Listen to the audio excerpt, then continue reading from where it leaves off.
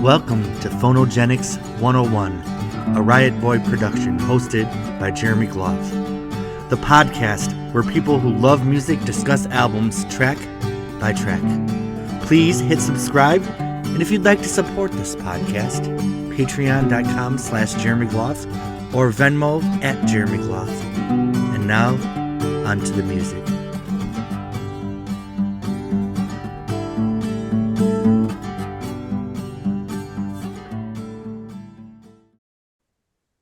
Hello, everybody. Welcome to Phonogenics 101. I am your host, Jeremy Gloff from Tampa, Florida. The first two episodes of Blondie, the first one was kind of like a debut album from a band. You got some members who are trying to get it going, hit or miss. Much like Blondie's second album, our second podcast shrunk in members. It was just Daniel and I abandoned to talk about Plastic Letters. Yes. And then we signed to Chrysalis Records. We got Mike Chapman as a producer, and we have the full band here tonight. The Blondie podcast is now a top 5 #1 hit with all these wonderful Blondie fans that I'm just going to get to know and hopefully spend the next year of my life with, talking about every single song they've ever released. So, first of all, thanks to my Patreon subscribers. If anyone's listening to this podcast, even if you donate $1 a month, it'll pay the bills and make you feel like you value me. So I always enjoy that. Thanks to the subscribers. Every time I log in, there's more. So that's good. It's better to have things going up than down, at least on the podcast. All right. So, I'm just the worst host ever. So what we're going to do is I'm going to introduce everybody. So this is going to be our panel. Every episode, we won't have to go through all the introductions, but I'd like you to get to know my new friends. So I'm going to go in order of my titles. And I'm terrible at pronouncing names, so I'm just going to do first names. But if you want to say your last name, please do. If you want to say where you're from and talk about the first couple Blondie albums and how you came into Blondie, I'm going to shut the fuck up. Mark, welcome to the podcast. Thanks for having me. Hi, I'm Mark Moletti. I'm coming from New York City. And thrilled to be here. Blondie, you were saying Blondie was like in your top 10. Blondie has like always been like my #1. Always, you know, there's a saying that when young gay guys reach adolescence, they find their idol or their diva, and they stick with them no matter what they do or no matter what they go through. And for them, that idol has always been Debbie and Blondie. And so I became a fan. I became a fan back in '78 when they broke in America. So with Heart of Glass in one way, and for me, like, it was the singles that initially caught me, and then it wasn't until I started getting older, the Auto American album like really won me over, and then I started going back into like the catalog, and then discovered the Parallel Lines album, full on, and just fell in love, and from there, like, my next album, I can remember the order of the albums I bought them in, and then from Parallel Lines I went to the first album, Blondie, which I really loved because I thought that one really had a parallel with Auto American. I love the eclecticism of it, and I thought that the two were just very, very strange and weird in a wonderful, wonderful way. And then, so I love that album. I think I love every song on that album. I can't say a bad thing about anything. And then I followed that up with Plastic Letters, and I love Plastic Letters because I feel like it kind of had the Blondie sound kind of solidified a bit more with that. It definitely had a more new wave kind of feel to it. I love the rawness of it. I love the edge of it. I felt like Debbie's voice became much more self-assured in that album. So for that reason, I love that album. I guess because the band was kind of in turmoil at that point, the songwriting's a little uneven for me on that one.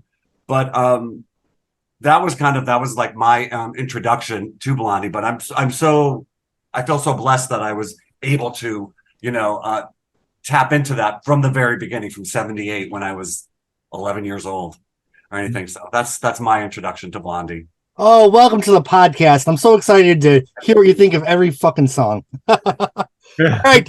Next we have Jim. Hi, I'm Jim, and Jim Caswell, and I live just outside of Atlanta, Georgia.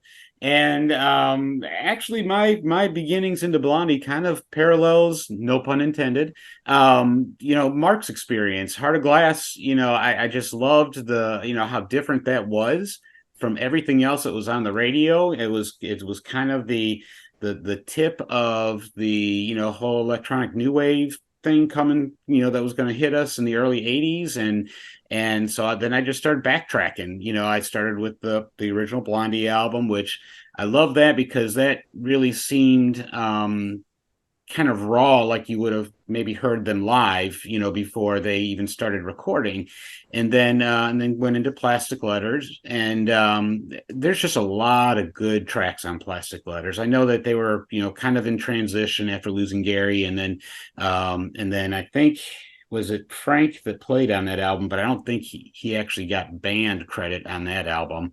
And then and then just kept moving forward. Then Auto American exploded, and you know, he had 2 number ones, and I was in, and you know, as an avid Blondie fan and somebody who, like Mark, was really trying to still find himself, you know, looking for that icon, Debbie was it. And you know, she's just been it ever since, you know, 30 plus 40 plus years later. And it's just been great. You know, as far as the first 2 albums, I think they're just so different that that they're both really good albums. And you know, Mark also mentioned something about how, you know, the first album was so eclectic, like Auto American. You know, really, I think they all are. I mean, there's just so much variety in every album, and that's what makes Blondie Blondie. You really don't know what you're going to get until you get it from them, and a lot of times it takes several listens before you even get it. You know, The Hunter, I had to listen to multiple times before I finally realized, okay, I get it. This is a really good album, even though it didn't sell. So anyway, I'm Jim. Thanks for your time. Jim, I'm so glad you're here. And let me just put out to the universe that one person asked me during a Truth or Dare game once, if you could do anyone at any time, alive or dead, who would it be? It'd be Jimmy Destry 70s version. Like, put me on that police car from Plastic Letters and let me go. Okay. Returning. Oh, those lips. Like, I'm like, oh, baby. Okay. Back to being professional. Returning to the podcast. He was here for one episode talking about Stevie Nicks' The Other Side of the Mirror album. And now he is back. I'm spitting because I'm so excited. One of my Patreon subscribers, I believe. Yes. Yes, you are. So, Charlie, yes.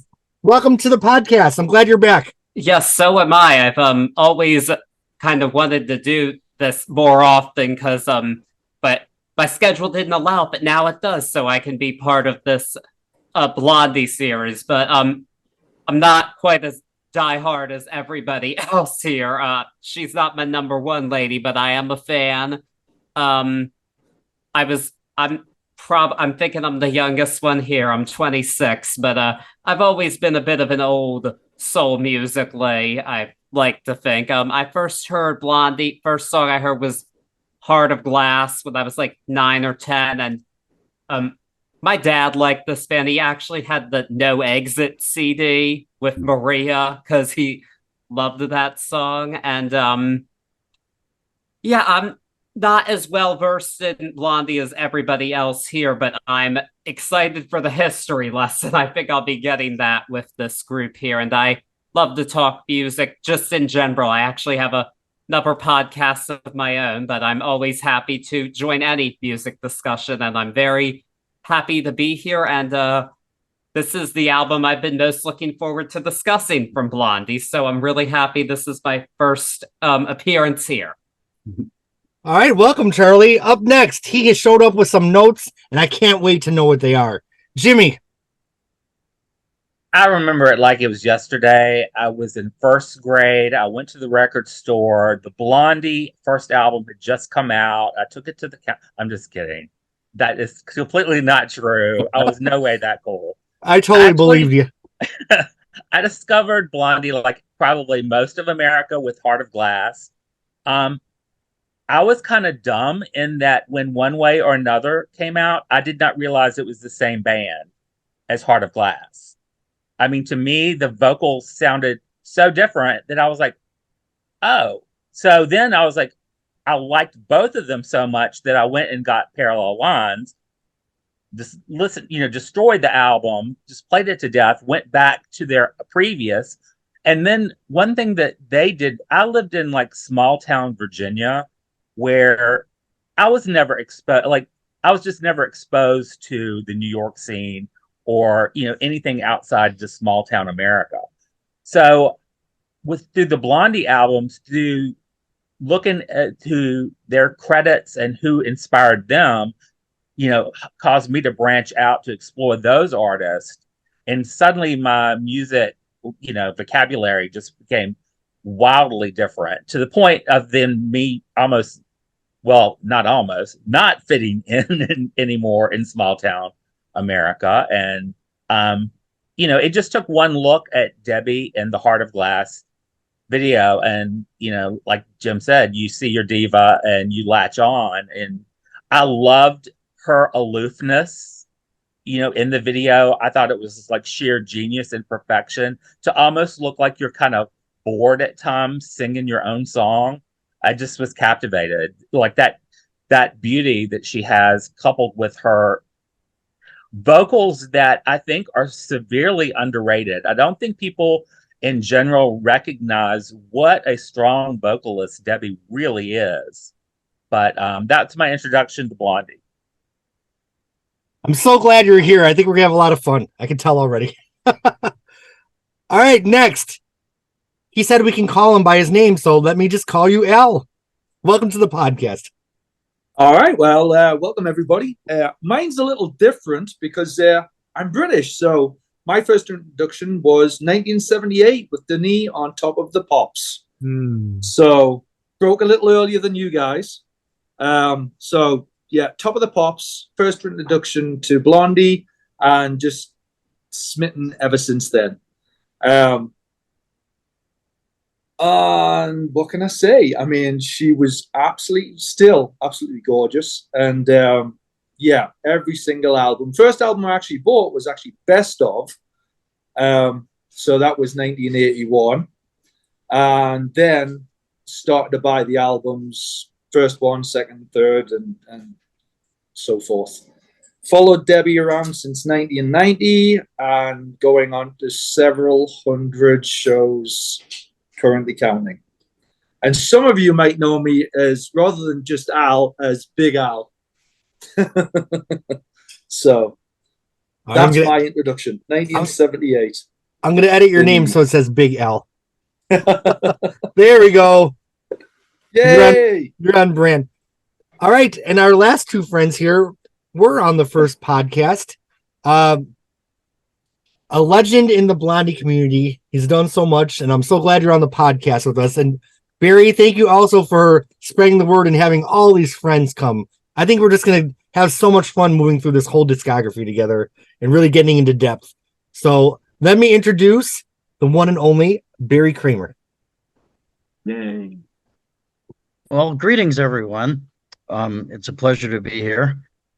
And Parallel Lines is my favorite album of all time. And it was one of the first that I bought.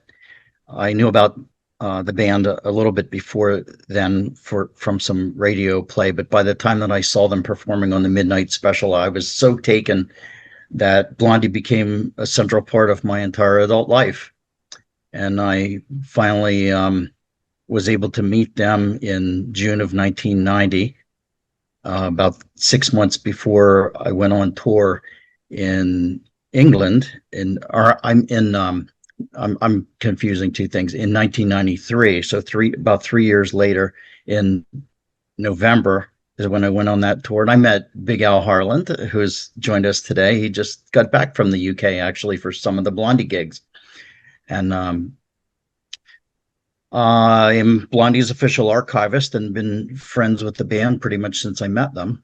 And I used to do a Blondie fanzine from 1987 to December of 1993, and that was mainly the reason that I kind of hit it off with them when I met them, because they thought I was so obsessive and that it was a great fanzine. They just loved it. And I didn't really know that for about 3 years, but it all came together after that. So that's kind of my claim to fame about me and the band. And obviously Blondie and Debbie Harry is by far my favorite of all time. All right. And last but not least, the lone band member that came in to talk about Plastic Letters with me. Yes. What a comeback we've made here. But Daniel, me and Daniel met at Stimulus Coffee House in Buffalo in 1996. He was on tour. We did a song together on my last album. So we've been friends for how long is it? I can't even do math. Is that 20, 30? Whatever. But It's been about 30 years. yeah, here we are freaking talking about Blondie in 2023. I'm talking too much. Tell your story. Well, my name's Daniel, and I like a lot of people, the first time I ever heard Blondie was on Casey Kasem's American Top 40 when Heart of Glass hit it big in America, and I became totally obsessed with it. And then I became obsessed with the band. My favorite band of all time is The Cars because I'm from New England. But Blondie's like a very close second. Like they're probably a tie for me as like my two favorite bands. But like I grew up, I was like, me and my friend Scott were like the lone new wavers in Exeter, New Hampshire. And so like we were the kids like that, like had like a little blonde streak in their hair and stuff. I mean, this is like the like early 80s, like nobody was dressing weird. Everybody was like listening to Journey and stuff. And so we were like the weirdos listening to Blondie because even though Blondie was like a popular band, like it was on American Top 40, it was still like all the people who were really obsessed with them, like most of the kids, like they were just more into like, I don't know, like AC/DC and stuff like that. So I don't know. And like Parallel Lines and Eat to the Beat are probably I have a hard time telling which album I like better. I kind of flip-flop around between, but both of them are like my favorite Blondie albums. And then, but it's weird because The Hunter actually has my favorite Blondie song on it, The Orchid Club, which is weird because it's a song like nobody. But I just absolutely adore the band. And you know, the couple times that I was able to like meet Debbie and actually even perform with her a couple times, like she was just so lovely. And it's great when you meet your idols and they don't let you down, you know. I mean, and she absolutely has always been just like such a lovely person, which shouldn't surprise me because it's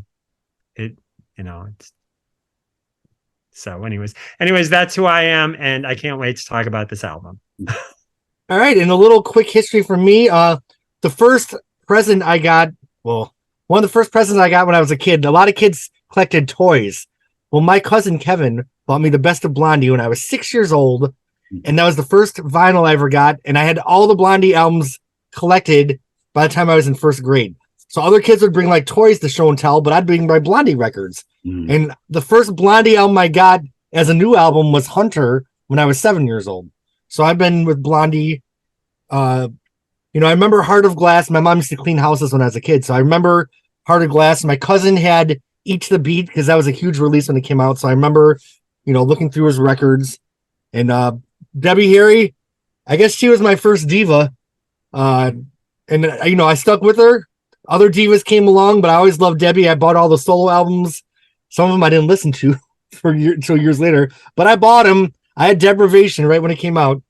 And when they came back in the 90s, I remember hearing Maria in the mall. I'm like, fuck yeah, they're playing Blondie in the mall. A new song. Like, there's things that you never think are going to happen. I never thought I'd see Fleetwood Mac with Christine McVie again. Then she came back. I never thought that, Blondie was going to have a huge hit in the 90s, and then they did. And then they stayed with us and kept putting out really great albums. So I'm excited with all of our new friends here. Well, I'm going to, a couple housekeeping things. If you can mute talking so there's not too much background noise. And I'll try to call on everyone in the order that you raise your hands. So yes, we are here with Parallel Lines. If anyone does anyone want to show any collectibles? Barry, I know you had a couple things you wanted to show. I don't know if now's the time you want to do it, but I just have the 3 different CD editions. So that's what I have in my collection. I used to have the vinyl. It got lost somewhere. I'm primarily a CD collector, except for record store day releases. So I do have like the Heart of Glass 12-inch. I have some of the newer Blondie stuff. But yeah. Does anyone have anything they want to show before we start talking about the album? Barry. I would love to. The first thing I wanted to show was that for Parallel Lines, there's a songbook. And can you see it from here? It's hard for me to see the little tiny Oh thing. yeah. So this is a book that has the sheet music to all of the songs in the album. Oh, that's the right way. So it has all 12 songs with the full sheet music in it. Wow. And so we have that. And I wanted to show there is a CD copy of Parallel Lines. This was put out by the Daily Mail in the UK. Maybe, let me think, maybe 10 years ago, something like that. And it has on it bonus tracks that were taken from Panic of Girls, What I Heard, Girly Girly, and Mother on this. It came free with a copy of the Daily Mail. And I do have a few copies available if anyone's interested in them. And the last item that I wanted to show was that in the Blondie's singles box, which is a very nice box set of all 12 of the singles there. Let's see if I can show them. And there's 4 singles in there from Parallel Lines. There's picture this, which is there, and I'll show you the back. And we have this one is Hanging on the Telephone, and on the back side, the second Jack Lee single from Parallel Lines, Will Anything Happen? And we have Heart of Glass with a cover that was used internationally, but not in the United States. And there's several different versions of that on there. And the final one is Sunday Girl. Mm. All right. So that was one of their better produced band releases, that weren't from back in the day. So that's what I wanted to show. Sweet. Yeah, I've got that singles box somewhere in my pile of stuff. And didn't they release Sunday Girl as a Record Store Day 7-inch? Yes, they did. Yeah, they did. Okay, Jim, your hand is up.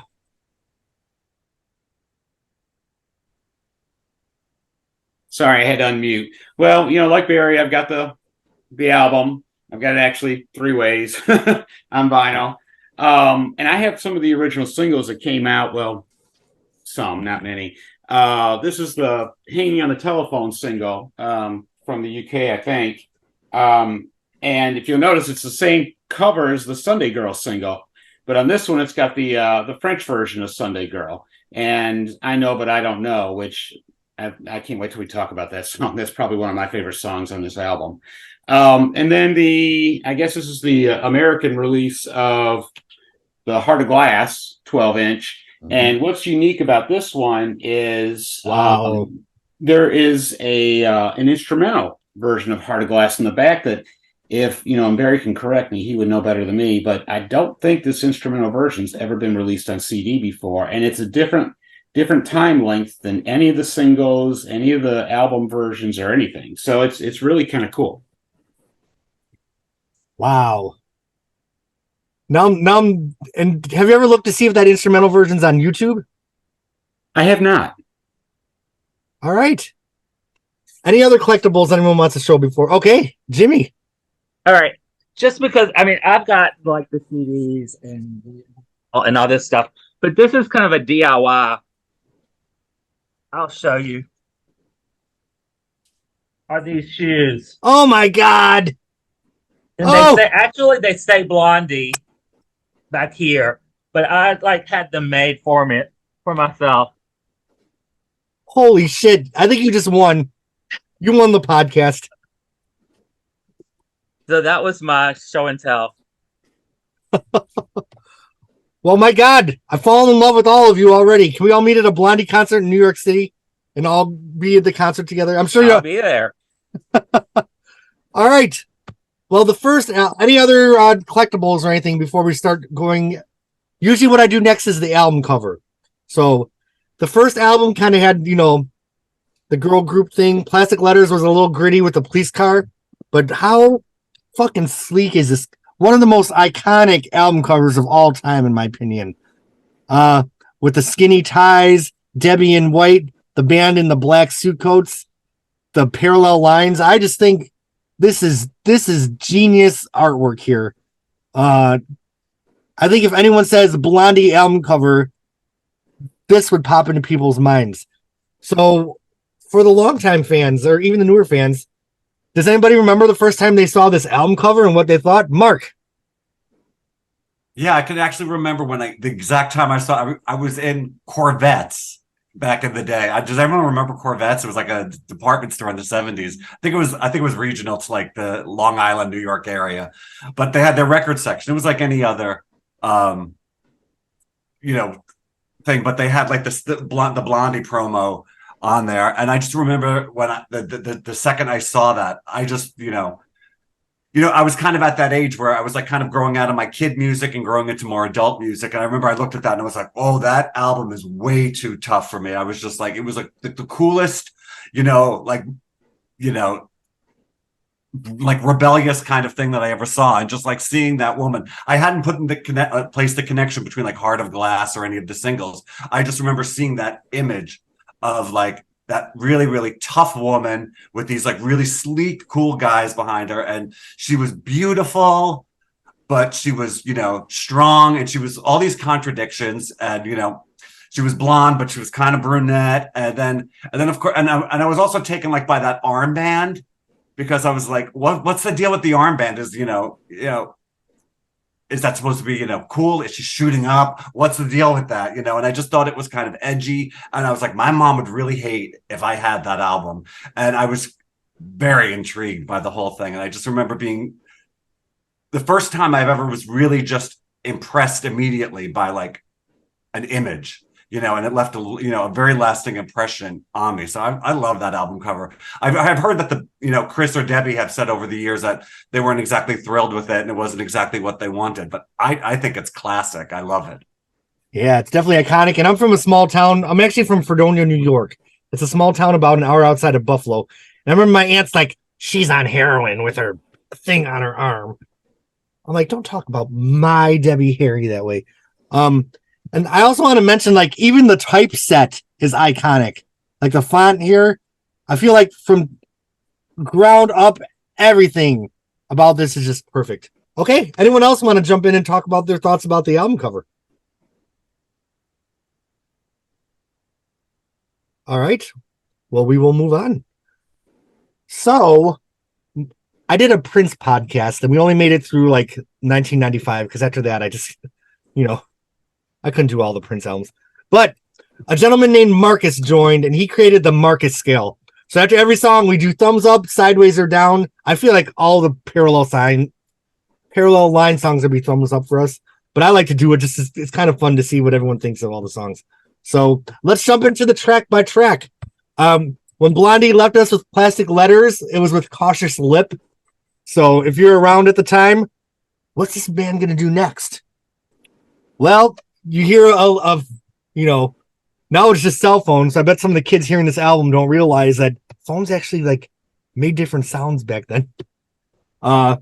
Debbie rips into the first line, I'm in the phone booth, and she's fucking cool from the first second you hear her. There's a confidence and a coolness in the first 4 seconds of this album that is just so fucking next level. So I love Hanging on the Telephone. I think it's a perfect song. Jack Lee wrote it. Is that correct? And it was a cover, right? Did he record the original version? The Nerves. The Nerves? Okay. Is that the band? Which I did go back and listen to that version, but I'm sorry. Debbie owns this song. Debbie has gone to the DNA of the song. And I almost get teary-eyed talking about this shit. Like, I'm from a shitty hometown. Everyone's a fucking jock motherfucker. And I would just sit in my bedroom with my little Fisher Price player. And these songs, like, these were the first songs that saved my life. Before the Madonnas came along, who I love. Before I discovered Joni Mitchell. Like, Blondie was my fucking first love. And these albums were the first thing that showed me the window to the outside world. So I get a little bit of a softie sometimes when I talk about the music I love. So if I get a little, don't make fun of me too much. So hanging on the telephone. I know we got some things to say about it. Who wants to go first? I'll go first. All right. Yeah, I mean, I agree with you. I mean, from the instant you hear a phone ringing, it's a little off-putting at first because you weren't expecting it. And then when Debbie answers that freaking phone, I mean, she just rips it off the wall. I mean, the ferociousness with her delivery of that song is just propels you into next level. I mean, the vocals are so emotionally delivered. I mean, to perfection. I mean, I just think that this is the way you kick off an album. This is how you introduce yourself to America. It's like, I'm going to call you up and you better answer the damn phone. And here I am. I think about the last lines, they hang up and run to me. The urgency of that. And like, yes. Oh my God. I felt like that, like fucking hang up and run to me and like, oh, no one's running. I'm still waiting. But anyhow, Daniel, was your hand up? No. Okay. I thought I saw your hand up. I was wrong. Charlie, your hand is up.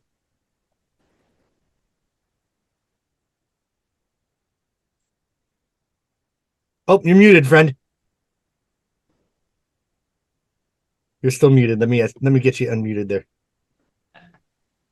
I got it. Okay. Was not looking correctly. My apologies.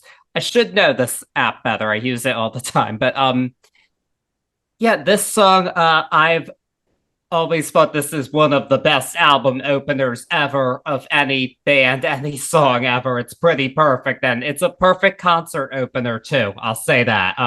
It was a natural opening choice when I've only seen them once. I'm sure that pales in comparison to everybody else here, but I might be doing it again. They're coming nearby. But the first time I heard this song, it was actually through a more technology way. I was playing the mobile app version of Rock Band on my phone, and this was one of the songs that was on it. And it's not the most traditional way to have heard this song, but I'm grateful to have heard really good songs through it, and this is one of them, and it sticks out to me. I certainly don't remember every song, but I remember this one because immediately I thought this is so kick-ass, and I really knew just the biggest Blondie hits of all, like just Tide is High or Heart of Glass, of course, but it's like, this is the same person? Wow, that's so cool. Like, she really is a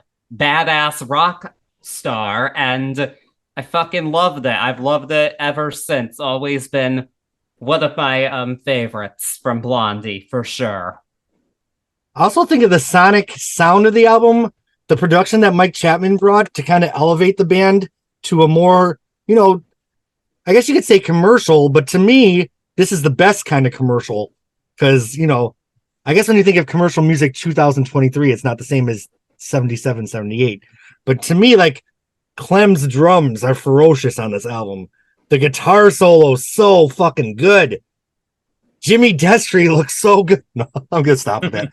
But yeah, man, she put so much impact into this, little pop song, pop rock and roll song. Blows my mind. Jim. There we go.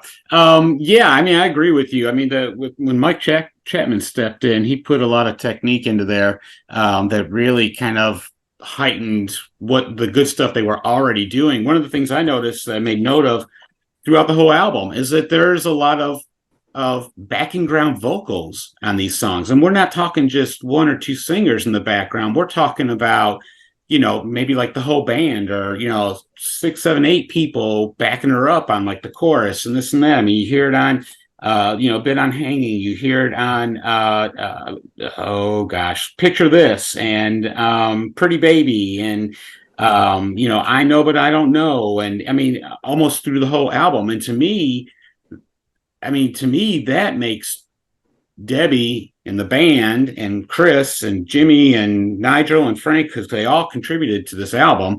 I mean, it makes what they wrote that much better because it just sounds so much fuller. When Mike Chapman took this album and made it, it kind of reminded me of who was the guy that's in prison now for, I don't know, killing his wife or something. Phil Spector? Yes, yeah, married to Ronnie Spector. It kind of reminds, what he did, reminds me what he did to those girl groups in the 60s. It just kind of, and not that, if that element had not been there, not that this album wouldn't have been good, but Hanging on the Telephone,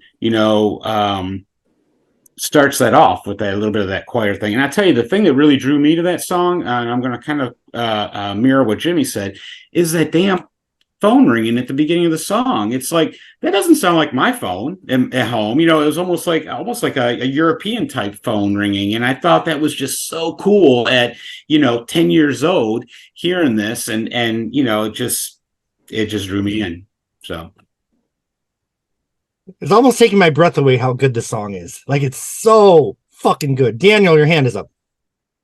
Yeah, the thing I like about this song, because like Blondie was like a pop band, but there's a reason why, like, when Debbie Harry like was on the Muppets and stuff, and there was like this skit where like they were pretending they're like Cub Scouts or something, and she was giving them punk merit badges, so it's like, this reminds, I think it's like a, because there's so many like really like pristine pop songs on this, but like Hanging on the Telephone, it reminds you, like they started out, it's like, it's a punk, it has that punk vibe to it, and it's cool that, and what's cool is like, what I like thinking about is like all the people who like their first, like the suburban people, like their first, like, introduction to them, like, was like, oh, this disco song, like this, oh, like, oh my God, I love this disco song, like Heart of Glass, which is great. And so then they go by the album, and the first song they hear is Hanging on the Telephone.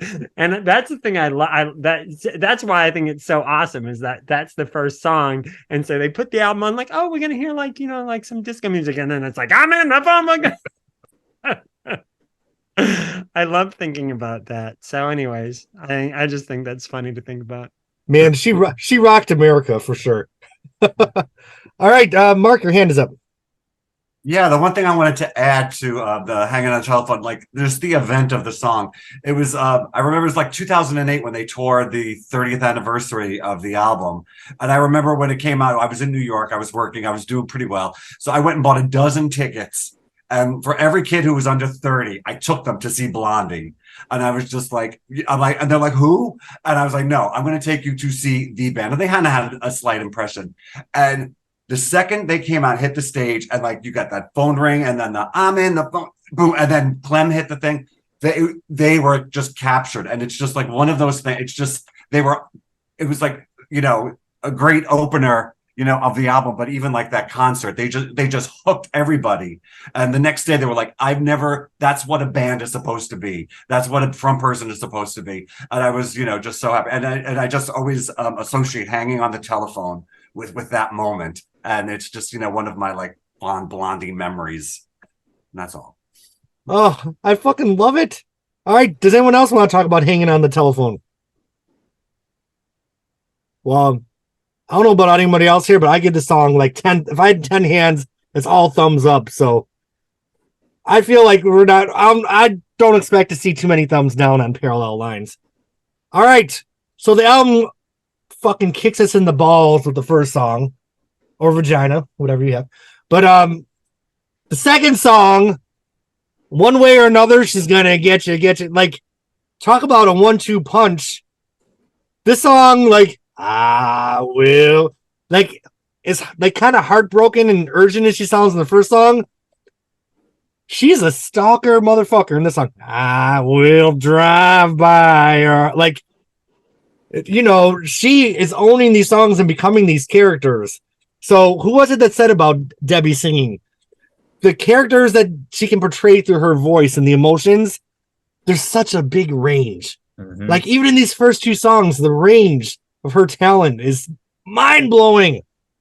One way or another. Who wants to start this one? Jimmy, take it away. Yeah, I'm going to echo on what you said, but I mean, the first thing is the classic guitar riff that just smacks you in the face. I mean, you've just been like, Hanging on the Telephone has just like woken you up, and then you are hit with this massive guitar riff. It's just killer. And I love Debbie's subtle, menacing vocals is what I wrote. I mean, she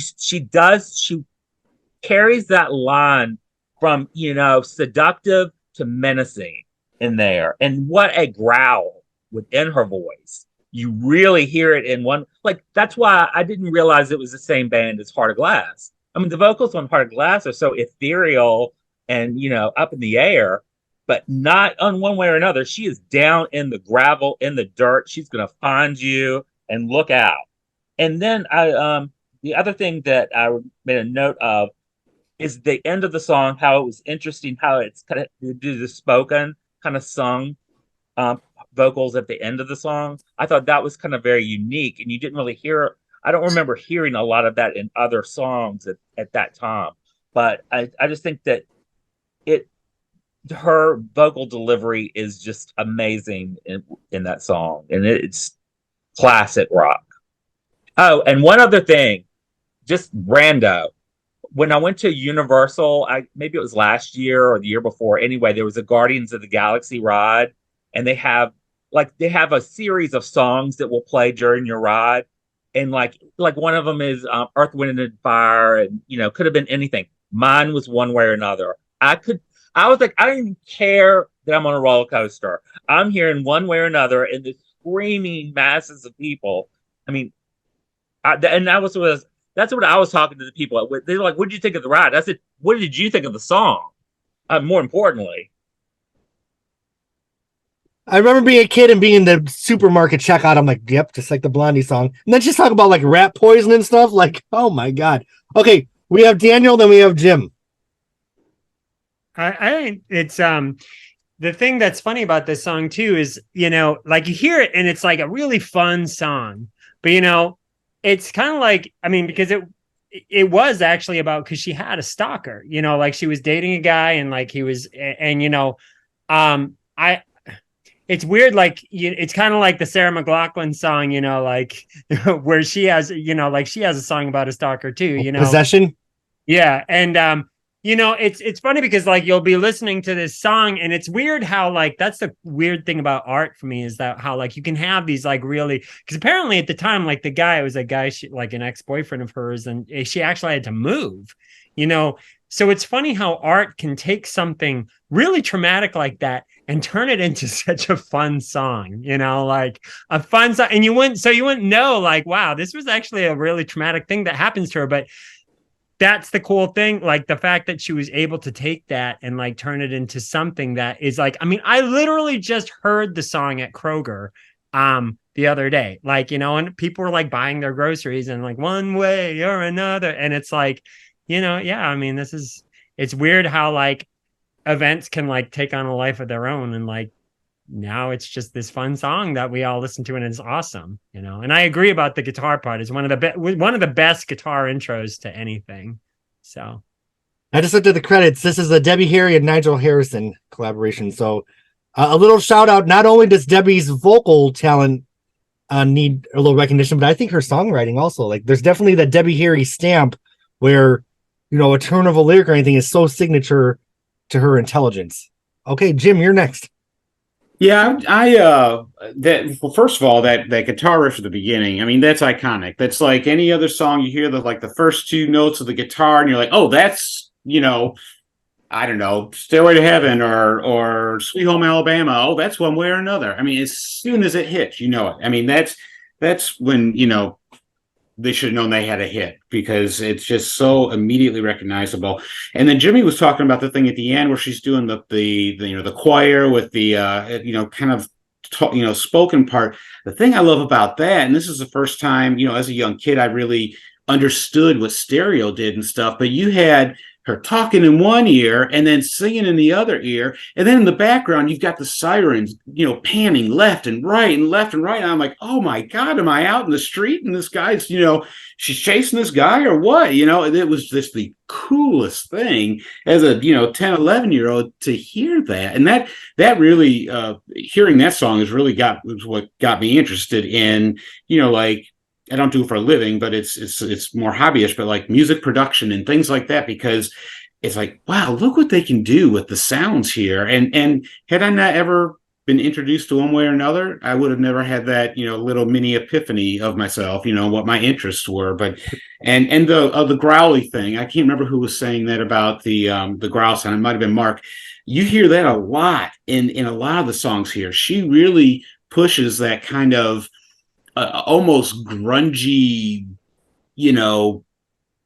singing in a horrible dive bar, I'm pissed off growl in a lot of these songs, and it's awesome. It is really, it's strong. It's a strong way to present these songs. So, Okay.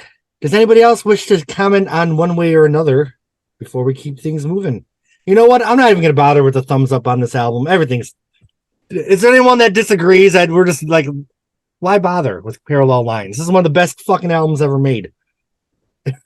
If anyone has a thumbs down, just jump in and fight the crowd. Okay, the first song punched us out. The second song, oh my god. Finally, we get a little bit of a breather with the third song, Picture This. I believe, correct me if I'm wrong, wasn't this the first single of the album? Was this the lead single? What an interesting lead single for, the Parallel Lines. She's talking about watching someone shower. It has a little bit more of an airy, open sound. Once again, beautiful guitar. Charlie, take it away. You're muted. There we go. Perfect. All right. Sorry about that. I actually find it very interesting that it was chosen as the first single, and probably a bit intentional because of the songs here. This one does kind of have that vibe of the more retro styled songs on the first two albums, like And I'm Always Touched by Your Presence, Dear. I think that was very intentional. And again, going with that Spectre wall of sound. I mean, I know he's a bad guy and he's dead now, actually. He died of COVID in prison, so it didn't end too well for him, but he was a bad guy. But it's such an important technique here that can't be understated, the girl groups, and I think that's something that really helped Blondie stand out from the crowd amidst the other punk bands. This one really helped them stand out, and I think this song is just such a good synthesis of the punk sensibility along with that girl group sensibility, and I think this is the best representation that we've heard from this band so far. This is a step up from, I think, anything we heard before from the band, and I just think it's an interesting song to have chosen as a first single, considering all the other songs we know now, but I can see why it made sense at the time. But overall, still a really solid track. It all popped in my head, and this is so random, everyone's probably going to roll their eyes. But I try to think of like blockbuster albums that got led by an interesting first single, and the first thing that came to my mind was the Pointer Sisters Breakout, because that had Jump for My Love, I'm So Excited, Neutron Dance, and the first single was I Need You. Like, no one even knows that song. So I feel like Picture This and I Need You are kind of like the same story. I think Picture This is such a romantic song, though. Like, we get the angsty heartbreak of the first song, the stalker growl, and now we got a little romance. So how could a band do this to us just in 3 songs? Damn. Mark, your hand is up. Yeah, I just want to contribute. I love the romanticism of the song. I wanted to kind of agree with Charlie's. The thing that I really love about it is, a lot of the playing on the song. No, I'm not a musician or anything, but I'm a fan. And I love like Charlie had said about the Spectre-ish version of it, and Clem kind of has that boom, boom, boom, that very Spectre-y kind of drum to it, and I just think it kind of is. I find it like kind of similar to a heartbeat and everything. And then I think the guitar solo towards the end, that by Frank, is just one of the best guitar solos that I've that's ever been put on record. And and it's so funny to have such a interesting plucking, that goes along with this kind of sweet melodic song. And I just think it works so well together. And I don't know why. Like I said, I'm not a musician, but I just love how the whole thing comes together. And there were 3 songwriters on this, right? Wasn't it Debbie, Chris, and Jimmy? Yep, On this that's one? Yep. Yeah. I think that's maybe why. I just love the synergy of the song, and I just think it's it's just a great song, and kind of not like the first one you would normally go to, but I love it. I also like how Debbie kind of works herself into a lather by the end of the song. If I haven't listened to it, but isn't she talking about like a pocket computer or something like towards the end? All right, we have Jim, then Daniel, and I just want to say I'm having so much fun. This is the best, Jim. So, and this is really a question for the panel here. Do you think maybe Picture This was released as the first single because it is kind of catchy and it was kind of radio friendly for the time, for the time period? I mean, you release something like Hanging on the Telephone or One Way or Another, and you're hitting them with this raw, but on top 40, you've got your Elton Johns and your, whoever else, 10cc and whoever else are putting out these soft, almost adult contemporary type songs. So I'm wondering if that's why the record company chose Picture This as the lead single. I don't know. What do you guys think? Well, this came out in 78, right? So at the time, you had Carly Simon's Boys in the Trees album with You Belong to Me, which is kind of like, we had the easy listening. Linda Ronstadt, what was her 78 album? Living in the USA. Living in the USA. So I do feel like Picture This does kind of fit into that landscape a little bit more. It's interesting because I wonder if they're like, we're going to be intentional and kind of then throw them some curveballs, or I wonder if they're just throwing anything that would stick to the wall and had no idea what was going to happen. And Chris Stein has been documented saying that it really took them 3 singles before this album even got recognized. When they I think the second single may have been Sunday Girl. I'm not positive about that. But I know, but I don't know. What was one that the cover song I'm Gonna Love You Too was released. Okay. Yeah, so, and I'm like, really? That makes sense in the Ronstadt sense that they would have released it as a I cover, actually. Yeah. I get that with that. Living in the USA, yeah. Makes sense. But it's interesting because Blondie's role as innovators really took off by the 3rd or 4th single. So, Daniel, was your hand up? Oh, no, I didn't really have anything very major to add to it. It's the weird, because this song, it kind of like Blondie has like a bunch of different styles they do. And we kind of talked about that in the last couple podcasts, how the weird thing about Blondie is like they have groups of songs, in my mind at least, that all kind of fit in certain areas. Like, there's like the real, like the songs that obviously prove, okay, this was a punk band, and then, or this was like a girl group band. And then there's like this really melodic, pretty sounding songs that they have. I mean, I'm thinking about like, I'm Always Touched by Your Presence, Dear, or this song, or like later on, like Shayla, like just songs that it's like, there's something almost like kind of almost more like organic sounding about it, organic and very pretty sounding. Would you put on Union City Blue in that? Yeah, detail? Union City Blues, and there's some of my favorite Blondie songs actually. Maybe because I'm a folk singer, I don't know. Even more recently, Night Wind Scent from No Exit and China Sheep from Panic of Girls. I mean, I totally get what you're saying there, Daniel. Mm-hmm. All right, Jimmy, was your hand up? Yeah, I just I made note of like Debbie's dreamy, yearning lyrics for the song. The clarity of her vocals, I think, is really showcased in this track, and her desperation seems to build throughout it. But I'm going to overshare here, and this came out around the time of I was like 15, 16, right? And in gym class, we had to shower together, right? So I'm hearing the lyrics, I will give you my finest hour when I spent watching you shower.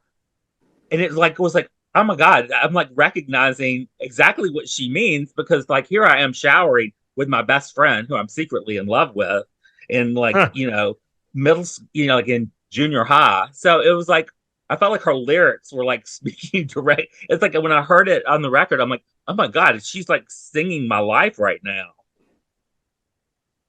There is never oversharing on Phonogenics. Anything goes. Because that's the beautiful part about music, is I think the thing I love about the past podcast I did is everyone can talk about the music, but what we're talking about is what the music meant to us at the time and how pop culture was and how the world felt. I think that's something that can only be recorded and remembered through something like this.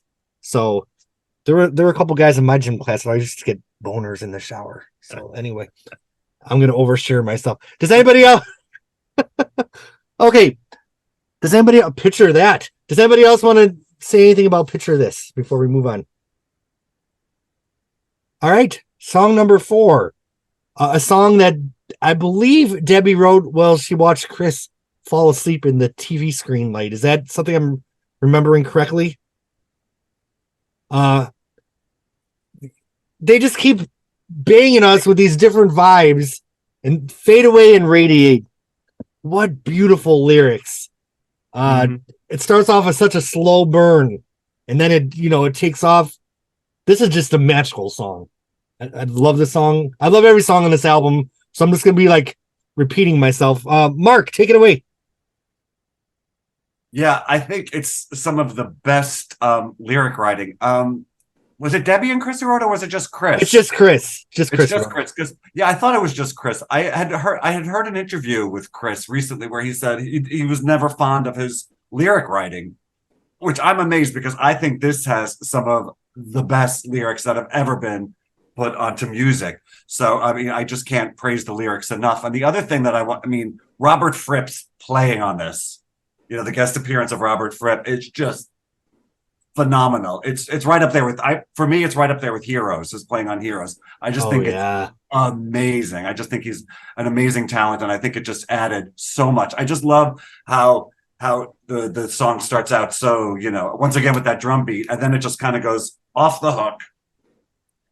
And then it just cools down into a reggae beat. And once again, it all just works. And I can't explain it. I don't know why, but it's just one of those. It's just, I think it's just a highlight of the album. And it's amazing live. Amazing. Even today, still amazing live. So one of my favorites. I feel it's the magic of Blondie. Like, starts off as a slow burn, rocks out, then turns into reggae in 4 minutes. The magic of Blondie. All right, Charlie, your hand is up. Yes, actually, I actually wanted to comment on this song live, because I did hear this the time I saw them, and I was kind of surprised. I thought, oh, that wasn't the first song I would have expected on the set list, but I just thought it was so well done again, and I just loved, I felt like hearing her sing the song, she still got that raw sex kitteny vibe that she has on the album too, and it's like, okay, Debbie, you know what? You're doing your thing, and I love to see it in your pink dress. I love to see it. And but yeah, that was really all I had to add to this one. They're just radiating the heat, and I'm here for it. And that's why I think these discussions are so important, because take away all the visuals, take away the videos, take away what Debbie looks like. This is some of the best songwriting and recorded music of all time, in my opinion. Like, just amazing stuff. Okay, I got Jim, and then Jimmy is our lineup. So yeah, I was re-listening to this album today just to kind of get it all fresh in my head and all that kind of good stuff. And I'm listening to this song, and with Robert Fripp's guitar playing and stuff on it, I'm sitting back, and I know the lyrics don't say this, but I'm thinking, wow, this song would fit really good in some like futuristic movie like Terminator or something, where the antagonist finally realizes his ass is beat, and so he's kind of like uber focused on all the details in his room, one of them being this television that's radiating as he's fading away. And I'm like, God, this would be a great soundtrack song for some kind of movie like that, because it is so emotional and kind of and lusty and it kind of takes you and futuristic, and it kind of takes you on a little ride, and then at the end of it you're like, okay, let's just jam and move on, keep going. It's just another amazing track from the album, and so different from the first 4 songs. I mean, you just, again, you never know what you're going to get on a Blondie album. from day one till whenever the next album comes out. Which hope I is can't cool. wait. And we'll all be friends then, so we can do like a podcast not too long after it comes out, which I'm really excited about. All right, Jimmy. Yeah, here's where I'm going to go off the rails a little bit with this because I really feel like this should have been the last song on side one. I think side one of the album should have ended with Fade Away and Radiate because I think that would have been when you used to have to listen to vinyl and it had to go all the way, that would have been the way to end side one, I think, is with that track. And I mean, I think that we touched on I wrote Debbie's gentle, coquettish vocals. Now we're hearing yet another side of her. But, that's the only thing I would say is if I had anything to say about Parallel Lines, I would probably resequence it a bit, just out of my personal preference. Awesome. And I love that you shared that. And let me just say, there's no wrong opinion on this podcast. When we got to Joni Mitchell's 80s albums, it's like I was the only person that liked them, and I just got slaughtered by everybody. So never be afraid to say your opinion if it's different than everybody else's. Okay, Barry. Yes, hi. I will comment about this song. That's one of my favorite songs of all of their songs. And I thought that by the time that they got to this song in the reunion tour in 2008, I was completely melted into oblivion. That was it for me. With that blue light and everything going on, that was really magical. That wasn't the first time that I'd heard it live. I don't recall exactly when they were doing it, but I agree that it is one of the really great live tracks. And I remember being so interested when I heard Chris talking about that it was about Debbie Harry falling asleep in front of the television. And, back in the day when there was just broadcast television, that the TV would just sign off and it would go to a static and white noise. And that was the blue neon glow that he wrote about in the lyrics. And Clem's drumming at the beginning is so precise. Yeah. And, Blondie wouldn't be the same without Clem. And Jimmy, I agree with you that would have been very interesting. I'd never thought of that, but putting Fade Away and Radiate last on side one of the vinyl, that I think that would have been really interesting. Okay. Does anybody else want to mention anything on Fade Away and Radiate before we move on? All right. A few years ago, we did a Blondie tribute down in Tampa, and I'm like, I'm not going to do the hits. So me and my friend Jen did a version of Pretty Baby, and how dare I think that I had the right to conquer the song. It was probably the worst version that's ever been sung live. But back to Blondie's version, this song just switches tempos, goes from urgent to sweet. This is a song when I was younger, it didn't grab me, but when I revisited the album as an adult, it really, really grabbed me. There's so many levels to the song. Daniel, take it away. I just have to say that this song has probably some of my favorite Blondie harmonies of all the songs. I just think the harmonies in it are just so gorgeous. That's all I wanted to say. And now, who are the songwriters on this one?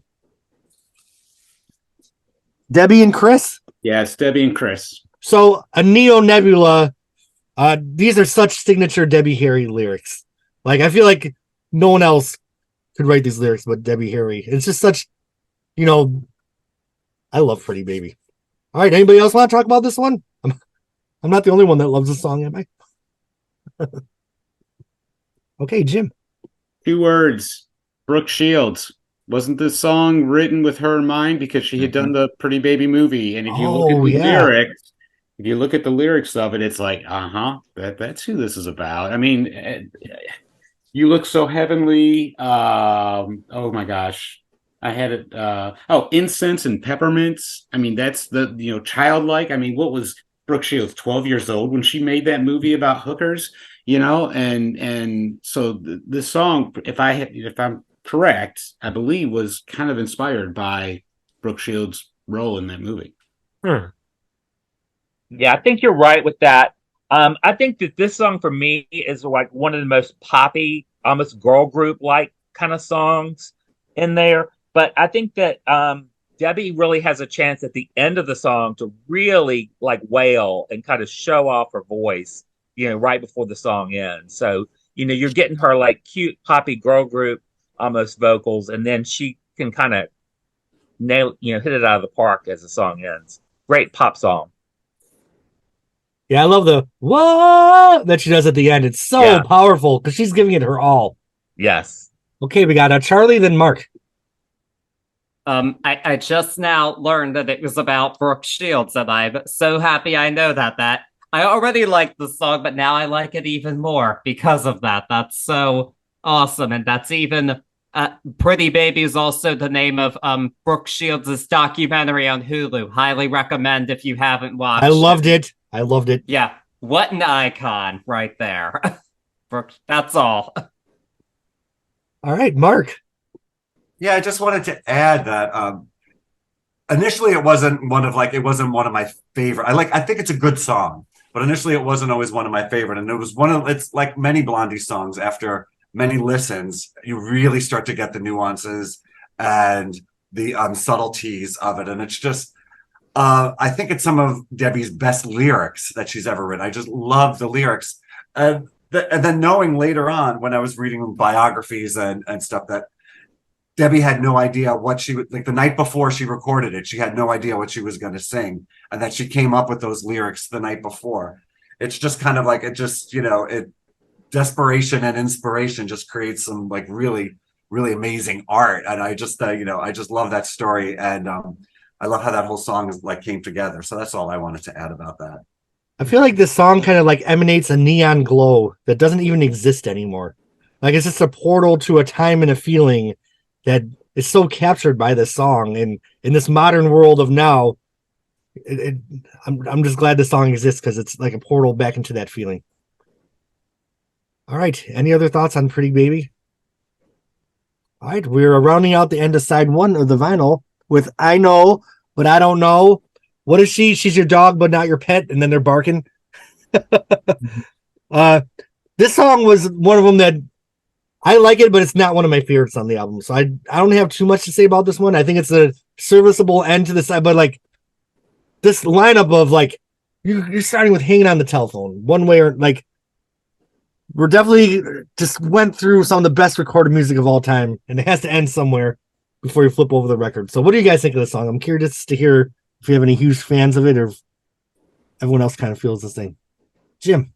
All right, my favorite song on the album. Oh, see, I love it. Yes. So, and what I like about it is, it's the whole back and forth. It's almost like the battle between, are you doing the right thing? Are you doing the wrong thing? I don't care. I do care. I do. But what I really like about it is that kind of sets the tone. It's the tone of Blondie. It's like, well, okay, we're going to do a reggae song. I don't care. Now we're going to do a rap song. I don't care. I know, but no, really, I don't know. But I love the fact that it's not just Debbie singing. There was this whole ruckus about Debbie is a band, and they are. Debbie. Blondie is a band, and they are. But of course, Debbie being the pretty front woman, she's the one who got all the attention. But in this song, you realize, oh hell, there are other people that actually can, sing in this band. And I wish that Blondie would do this a little bit more often. Debbie obviously is the focal point, but bring somebody else in and let her help out. Help her out with some songs. Like I'm assuming it was Frank that did the male vocal part since he wrote the song, but I don't know. Somebody else could probably answer that. But I know, but I don't know. You're bad, Jimmy. But anyway, that's all I have to say. That's why it's my favorite song. And then that whole, the whole keyboard thing at the beginning, the damn, it's just another thing that just draws you in, and it drew me in because it had that electronic sound to it, and that's why it's my favorite song. It just took me. So something that happens on these podcasts is I will come into it like, oh, that's not my favorite. Then someone like everything you just said, I'm like, you know what? I can't wait to listen to that song after this because it paints it in a different light. And you're right. It is so Blondie. I know, but I don't know. There's Blondie. All right, Mark. Yeah, it was funny as I was listening to the album over the last couple of days, and I remember saying to myself, "Oh God, I have to dog a Blondie song because never really like been a big fan of this song. You know, it's always like, kind of, oh, well, we'll flip this, we'll flip it over, you know, a little faster. It's coming to this song, and I'm listening to it, and I'm like, fuck, it's a good song. And Clem's playing on this is just crazy. It's so good, and I think it just drives the song, especially like to the very end when he breaks it down. And I'm like, it's just, and I'm just, you know, I'm just listening to it, and yeah, like I said, it's not necessarily like on my, you know, top 5 or, you know, of the album, but I think it's a great closer to the album. I think it's a great closer to side 1, and I think it has a very New York feel to it. Frank's very, actually it's a New Jersey accent, but it's a very, you know, like New York kind of, you know, nasally, whiny kind of. It just sounds like any like cab driver in 1970s, you know, and you know, it just kind of has that feel to it, and I just love it. I love that it's like street smarts, and it's kind of, you know, arrogant. It's kind of like, you know, pissed off, and I just think it's a lot of fun. I think it's a lot of fun, and I loved revisiting it, and I love, you know, being proven wrong, you know. So that's what I wanted to say about that. Yeah, I will admit that I did not have time to revisit. You know, I've listened to it, of course, 8,000 times over the years, but I didn't get to listen to it this week. And like you, Mark, I think I was just proven wrong because I can't wait to go back and listen to it. Daniel, your hand is up. Yeah, I just wanted to. I'm glad somebody mentioned Clem, because that when I always make notes before, and the one thing I put drums with an exclamation point. Is the drums on this song are amazing. They really are. All right, Jimmy. That's all. Yeah, for me, this one hits me almost. It's reminder of Plastic Letters. So it starts as kind of a reminder of Blondie's past in a way. But I think what's unique is this is almost like a duet, which we don't get on Blondie albums generally. So, I listened to the album several times today, and then I fantasized as if this track would be so interesting if it were reworked as if it were Iggy Pop, like, and the Stooges kind of really rocking this song out. You know, I was like just imagining Debbie and Iggy Pop with that kind of real, you know, take away some of the keyboardy elements that harken backwards, and, you know, put that in there. So I think the song is unique in Blondie's catalog. So I think it is a standout track for sure. But I think it probably is a polarizing one. I think there would definitely be people who are like, nope, skip, move on. But, you know, it's interesting in its own right, and the drumming is a standout. I'm trying to think off the top of my head. When's the next time on a Blondie album someone shared a vocal with Debbie Harry? Was it when Coolio showed up? I mean, it's just not something that happens very often on a Blondie album. Right. All right. Any other thoughts on side 1 before we flip the record over? All right. Well, 11:59. Is this another Jack Lee song? I'm thinking off the top of my mind. Oh, he did the last one. No, Jimmy Destry. Jimmy Destry. Yeah. I should just look and not make a fool of myself, but you guys will carry me. I appreciate it. Okay, Jimmy Destry, who you guys know I love, who did some great organ work on this song. I remember when I first bought this album, I loved starting side 2 with this song. The urgency of the lyrics is definitely matched by the urgency of the music. So who wants to jump in on this one? It's not 11:59, it's 10:20, but we can still talk about the song. Okay, we got Mark and then we got Jim. Yeah, this is the song that this won me over on this album. I mean, like, every song is great, but this was the one that I would immediately go to side 2. Boom, side 2, you know, and this was just like the one that just blasted off.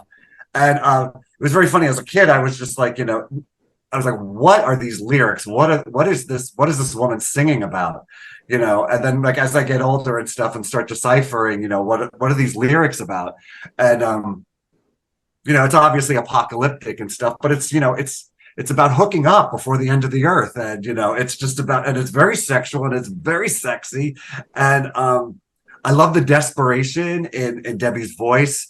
I love the speed of the song. There is just like that, you know, got to get it done. You know, it's, you know, at the beginning, it's 10 to 10, you know, we got, you know, it's going to be the end of the world. You know, you'll do, you know, this guy leaning in the corner, you know, and it's just like, you know, And then at the end, it's just like hanging on a frequency, boy, you got the motion down. They're talking about, one last one before the end of the world. I think it's just a great, fun, sexy song. And it's just like, it's the one that won me over on Blondie. And in this album in particular, I think Jimmy Destri is a great songwriter. I can't think of a Jimmy Destri song that I don't like. And this is like number one on my list. So that's all I have to say about that. It's interesting as you go through this album, there's so many different kinds of urgency that we're talking with, whether it's like, the first song, the urgency of yearning, the second song, the urgency of being pissed off and finding someone. Then we have this song, and Debbie wears all of them so well. Like, no matter, what kind of urgency she's slipping into in the songs, they're all fucking flawless. So, Jim. Yeah, I totally agree with Mark, and it wasn't until probably a couple of years ago when I was sitting down looking at these lyrics and listening to the song, and I'm like, oh my God, this is about sex, isn't it? And lines like take me down the highway like a rocket to the ocean. I mean, it's, come on, it's right there. But and it's totally Jimmy Destri. And I love Jimmy Destri's writing. As a matter of fact, I made my own playlist of just all Jimmy Destri penned Blondie songs. And so I can just listen to everything he did with Blondie all on just one disc. And it wasn't him and other people, it was just his songs, and it's a really good list to listen to. But this song really kind of reminds me of Plastic Letters, kind of like what Jimmy was saying with I Know But I Don't Know. And I almost wonder, gosh, was this something that was going to go on Plastic Letters, but they already had 13 songs for that album, and it didn't make it. I don't know. I mean, maybe somebody else knows the history of this song, but it really sounds like it could have been something straight from Plastic Letters. This remind me of what was it? Contact in Red Square from Plastic Letters. Yeah, totally. All right, Jimmy, you got some notes for us? Yeah, I mean, you just hit on it. I said it harkens back to again, Plastic Letters. Unpopular opinion probably, but I think they should have just led side 2 off with Heart of Glass, because I think would have been it would have served the album really well just to have that in there. So in my sequencing, this would not start side 2. I think that I made note of the complicated lyrics of this song. I mean, when, this one really has some very sophisticated, complicated lyrics. And I love the way Debbie's delivering it. And you're right. I mean, the sexuality is like just right there, and like, I don't know that I could really appreciate it when it came out, at when I was that age, but now when you listen to it, you really do know that feeling. Something that has always had Blondie, that's always stood apart with Blondie is, there's hot people in the world, there's smart people, there's intellectuals, but they were everything. They were as sexy as they were very smart, very intelligent, writing really intelligent lyrics in a pop song. And I think, that mixture, maybe people thought they were sellouts, but they weren't sellouts. They were just better. They were just simply better. All right. Any other thoughts on 11:59? All right. Now we're getting back to the Jack Lee song, right? Mm-hmm. Will Anything Happen? Talk about urgency. Here's another song with some urgency. I love the beat. I love the harmonies of this one. And you know what? This is stupid, but I love to sing along to it in my car. When it goes through anything. Like, God, this album's fucking good. Who wants to talk about this song? I'm just a host that says shit between, and you guys say the really intelligent things. All right, Jimmy, start it off. Yeah, I just have a quick note on this one, so that's why I thought I'd get it out of the way. To me, this one is the precursor to the Eat to the Beat album. This is like the preview of what we're going to be hearing on Eat to the Beat. So I think instead of where 11:59 kind of harkened back to, Plastic Letters, I think Will Anything Happen is leading us to where they're going in Eat to the Beat. And I think that's a solidly produced track as well. I mean, the production on that one is solid. I'd have to sit and think about it when I'm not in front of a camera broadcasting to the world.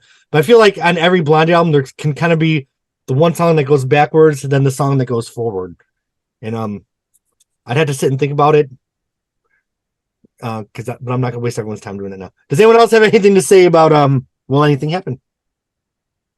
I'm just wondering who the song's about. I mean, I know that Jack Lee wrote it, and I mean, the lyrics have a very it reminds me a lot of the song by the Carpenters. You know, don't you remember you told me you love me, baby? And she's like waiting for him to come back to town, you know, and see her again. And the lyrics kind of remind me like of that, of like Superstar by the Carpenters.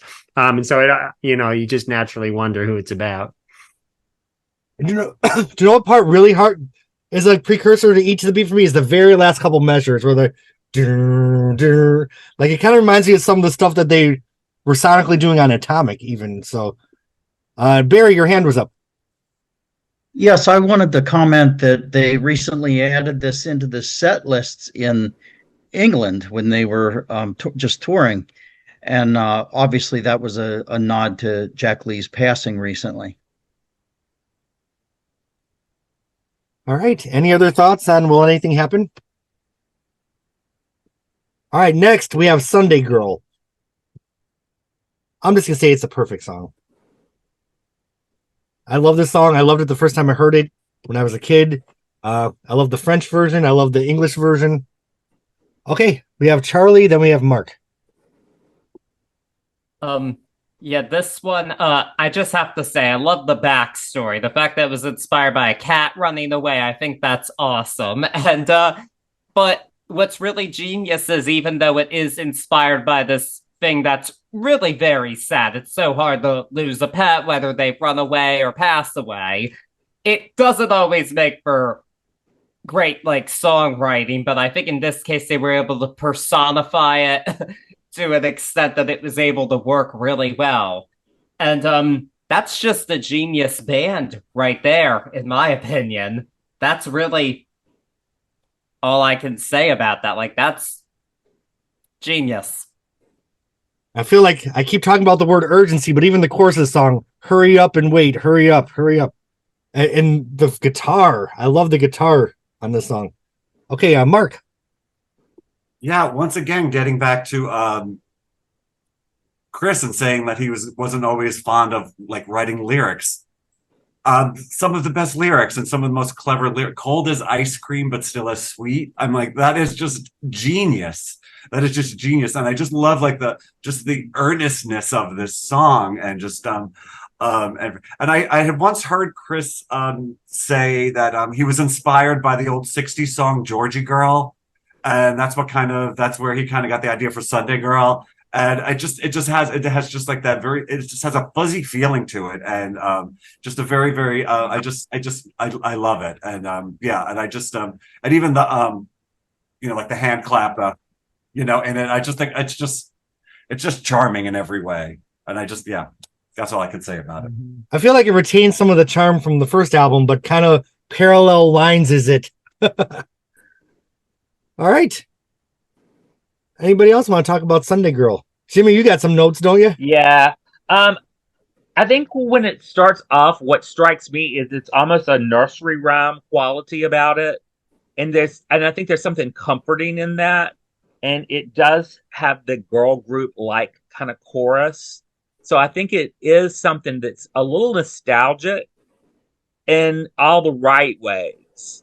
It doesn't sound dated. I mean, and then I think that's a fine line to walk between trying to be current, and yet pulling from the past, but not sounding dated. And I think that's a really hard thing to do, but I think they completely nailed that with this. God, I love Debbie's vocals on this one too. Just sweet like that ice cream. All right. Does anybody else want to talk about Sunday Girl? All right, well, we're about to tackle the big one. It was first written as the disco song, right? On demoed for an earlier album. This is one of those songs when the drum machine kicks in, everyone knows what it is. It's been sampled 8 million times. But It's been covered. Didn't Miley Cyrus cover it originally? My friends are like, "Oh, Miley." I'm like, "Girl, Miley, stay away from that Blondie song." No, but to me, just nobody does it like Debbie. She gives it the coolness, the aloofness, but still the investment that only Debbie, like, she invests so much and so little at the same time. And that's the magic of Debbie. All right. Who wants to start off? How do you even start off talking about Heart of Glass? Who's brave enough to? Charlie, you're the brave one.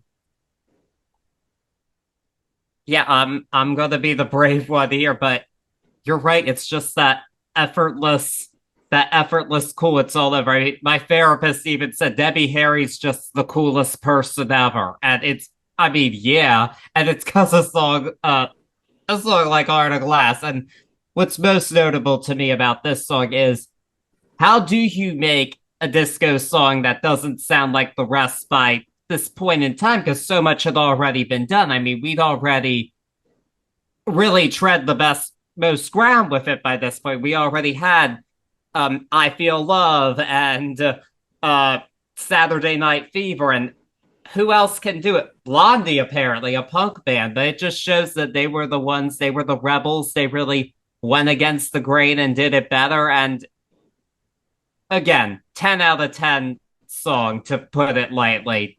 One that never gets old, no matter how many times you hear it. It's just one of those songs that'll never ever get old. And you're right, Miley. I'm not a hater by any means. I like her just fine, but her voice is too brittle for this song. You can't do it like Debbie. You just can't. Yeah, step aside, Miley. All right, Jim, you're next. I'm gonna run and get a cup of water. I'm not abandoning you though. Take it away, Jim. Don't leave it with me. Yeah, well, first of all, I got a statement and then kind of a really a question for everybody. First of all, kudos to Clem Burke for having to drum to a drum machine. I mean, I think I've read accounts where he said, Chapman just rode him hard about keeping time with the sequencer that was doing all the other little parts to it, and that really shows what a talent Clem Burke is, and how fortunate we are that when the band did reform, that he was one of those people to jump right back in and continue the reign, so to say.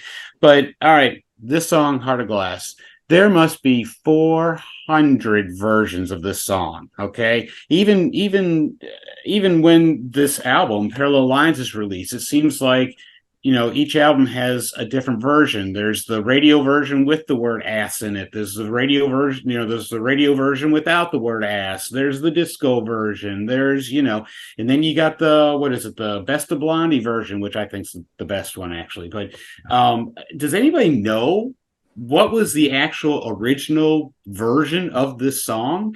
Is it that 5 minute and 50-second version of the song that they eventually called the disco version, or is it the almost 4 minute version with the word ass in it? Does anybody know? I mean, where did that song start other than the demos? That kind of melded into different styles. I mean, they had one version that to me that almost sounded like a Grateful Dead song. It's really cool the way it all happened. But as far as this version, the popular version is concerned, does anybody know what the actual original version was intended for this album? Well, I have a copy that is supposedly a demonstration, not for sale. I have no idea why I have this or how I got it, but it has the 3 minute version on it. So I'm imagining this was what was sent out demoed, so that would have been the first. Yeah, I guess. I just wonder if that's the one with ass in it, or if it's the one where they repeated the the na-na-nas at the end because the radio stations wouldn't play it because it had the word ass in it. So I feel like after the podcast, I'm going to jump onto Discogs, because usually on Discogs, don't they have the albums in order of pressings? I think that, I don't know. I've never really explored that. Okay. Actually, I've tried to look at that today. It's like I was, I'm that person too. So I tried to look at that today, but it was not. I was having trouble. There were so many versions that it was like impossible to look through them all. Because I had the same question. And the one with the crowd sound is the Best of Blondie version, right? Okay. Barry. Yeah, the listings on Discogs are not in chronological order, and Okay. I actually don't know which one was the first one. The 550 version was the first one that I encountered, and I was listening to Parallel Lines in the late 70s on 8-track tape, and I had an album that had that version on, and I didn't even know about the Best of Blondie version until the album came out. So that's just my own personal experience. I really don't know which one was first. The first CD that was released had the disco version. The gold disc that they put out, the master, has the 354 version. And that's the one with the word ass in it. Yeah, and so I think we're right in that almost every pressing has something a variant, of that track. All right, Mark, your hand is up. Yeah, I just want to. I'm here with my original 1978, and it even has like my little name on it in my 8th grade handwriting. I love that. The Heart of Glass is the 550 with the pain in the ass. That's what I was. That's funny. That's what I was remembering. I mean, my album is up here. Yeah, so I pulled mine out. Access it, but that was what my recollection was too. That's why I was surprised on this demo why it would have been a 3-minute, but who knows? I mean, they may have changed it. I do recall when they finally released it on CD or something, and I remember people complaining like, why didn't they put the original version on? I think they put the Best of Blondie version on pressings of the CD or something, but I don't know. There was some kind of confusion. They didn't want to remaster I don't know. But I remember like being confused by the different versions, and it wasn't an authentic version to me. But what I wanted to add about Heart of Glass was one of my favorite parts of the song is that little skip at the end, that with a da da da da da da da, Yeah. And then and apparently they said that Mike Chapman accidentally cut the tape at the wrong part or something, and they just kind of, and it has that skip at the end. But like I said, I'm not a musician, but there's that beat that's cut out. But I just think that's like one of my favorite parts of the song. I just love the unexpectancy of it, and it's just like so much fun to that song, in addition to the many wonderful things about the song. So, all right, we have Barry, then Jimmy. I think the assless version was just a radio edit for in England when they wouldn't broadcast it. And also to add my personal experience to the CDs, I had the United States CD. I ordered it before I even had a CD player, so I think it was the first version that was ever available in the US, and it had the 3-minute and 54-second version on it. I did not find the 550 version on CD until I bought it from Germany in the late 80s, sometime around the late mid 80s or early late 80s, like I don't know, 87, 88. I had a friend in Germany and he got it, and I was like, oh, I finally have that version on CD. I happen to like that version. But they're different. I like Debbie's lyrics, like when she sings that ooh part 4 times. You get that twice in the Best of Blondie version, but only once in the 550 version. And I really always loved that particular part when she sings that. She's so perfect on that. And you know that when they did the Heart of Glass video, it was at a place called New York in New York City. And Chris was talking about they had fake palm trees there. And you know that famous picture that Roberta Bailey took of Debbie, the one that I used to get Debbie to sign for fans who would write in, that was one of the photographs that the fan club bought, and the fan club closed in 1981. Ultimately, I ended up buying all the unsold merchandise in an estate sale in December of 2006. There were 14,000 copies of that photograph in that lot. Wow. I love that the single edit's forever now going to be known as the assless version. And that skip of tempo is such great musicianship. Even if it's was a mistake in the studio, they replicate it live. So don't they? I think that yeah. So yeah, perfect. Jimmy, I think your hand was up, and then Daniel. Yeah. I love the vocal treatment where they blend the lead and backing vocals. If you listen to the instrumental version, you really can pick up on that piece of that. It's so interesting to hear Debbie singing lead and then down below having the backing vocals. And then I think that the synth part of this song sounds way more in line with current futuristic sounds than some of the other synthesized work that we've heard on prior songs.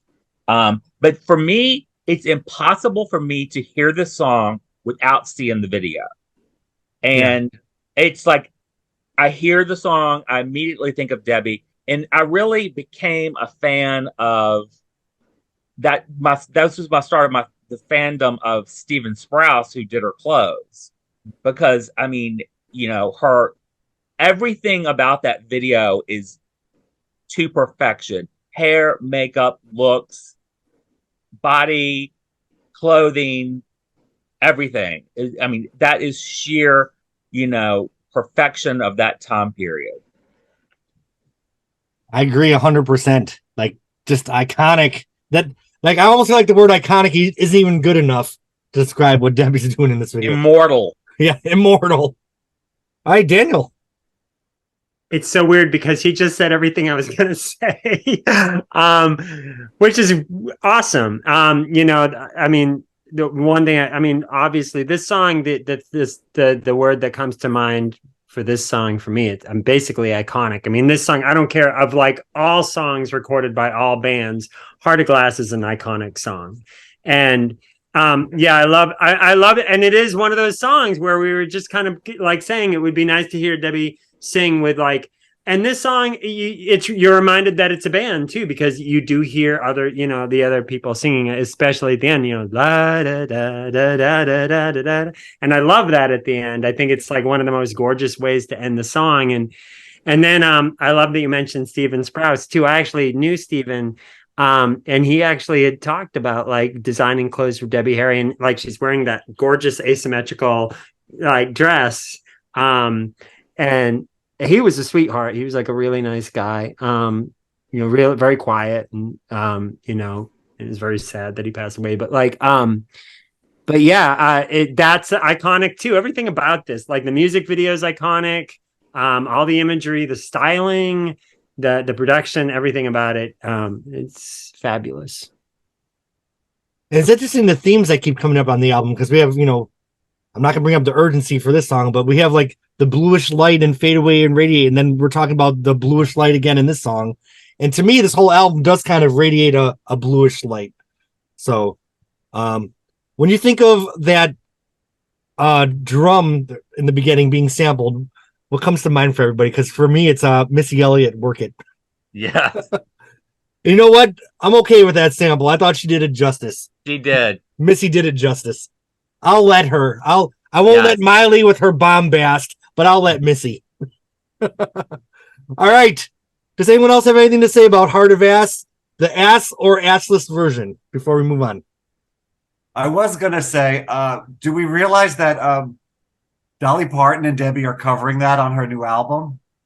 Oh, Rockstar? Is that before or after the Kid Rock song? Supposedly, hear that. Yeah, supposedly the story is that is Dolly Parton's husband's favorite song. Oh, Carl. Carl, yeah. You know what? Wonder if Dolly will say ass. I bet she will. I feel like there's a chance that Dolly might be able to do it justice. I think there's a chance. I heard a couple of the things from the album. Dolly's doing this old Stevie Nicks demo from Tango in the Night. What has rock and roll ever done for you for this album? So like, I can't wait till it comes out. Jimmy, go ahead.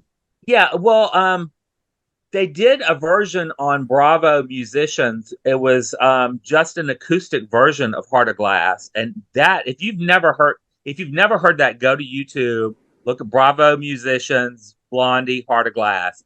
I mean, I play that for people who think, oh, I love to like show people like, no, let me tell you, let's school you about some Debbie Harry. Let's take away all the elements of production. Let's put it to a guitar and hear her voice. It is amazing. It will shut people down. So, Jimmy, what year is it from, roughly? Do you know? 2002, early 2000s. Okay.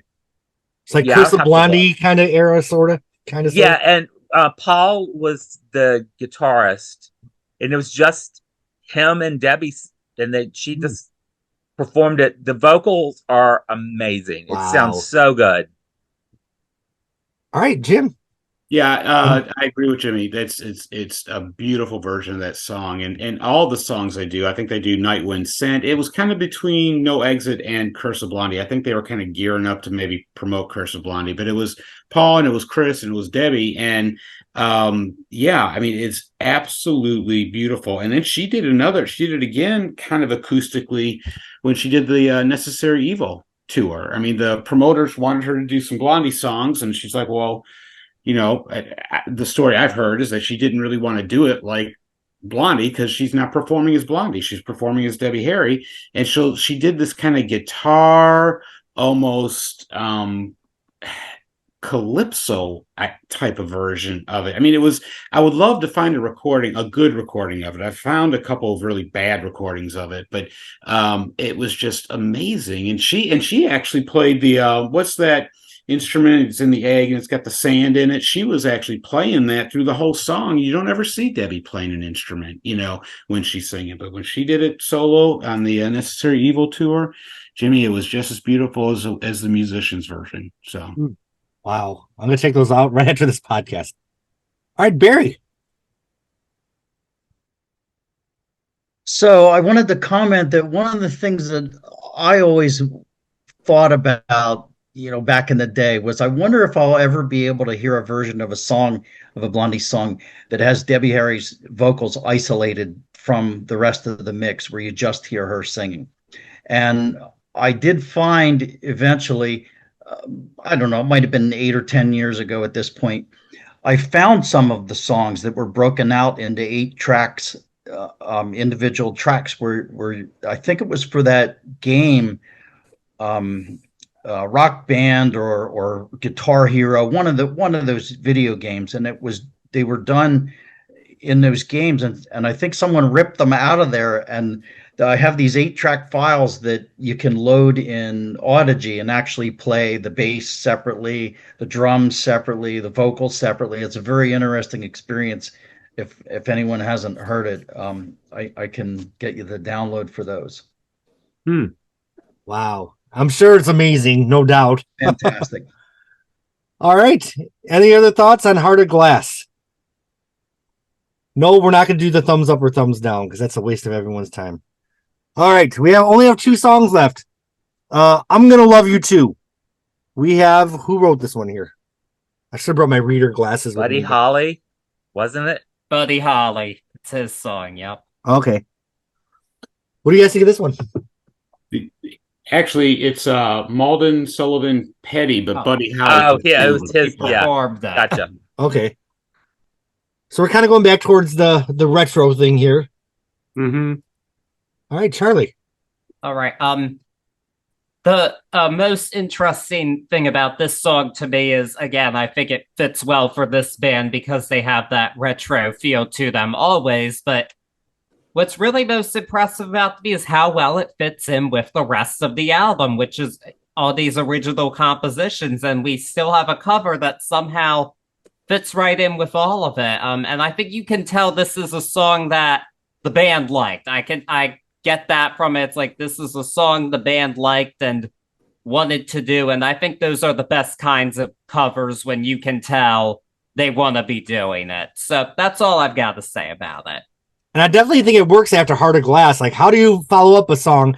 And, something we forgot to mention, unless someone mentioned it when I got my water, they buried Heart of Glass in the middle of side 2.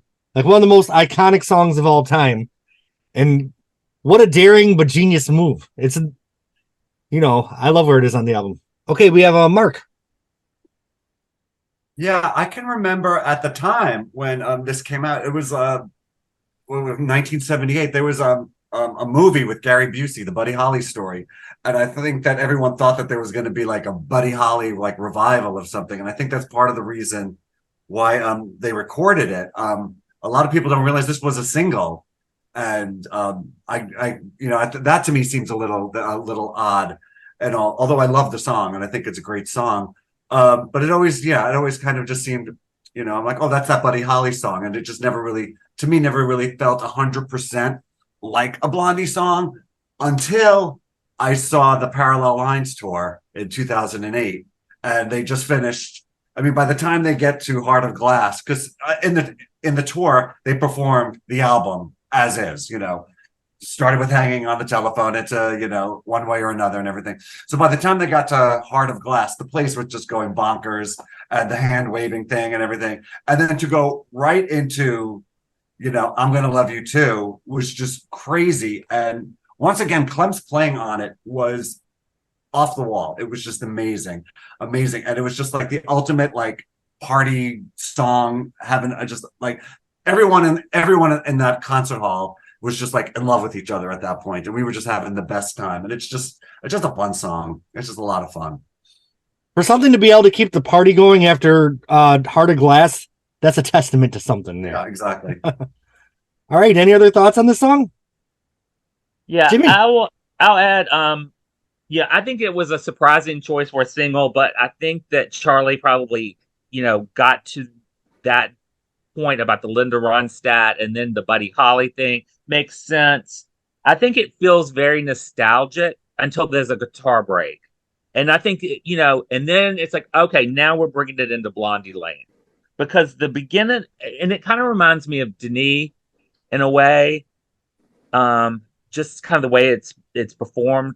But then the guitar at the end kind of then brings the Blondie element back to it for me. All right. Any other thoughts before we go to the last track? Oh, man. We did Parallel Lines, y'all. And it was so much fun. All right. The album ends with a sassy moment. Just go away. The thing I love about this song is the electric guitar.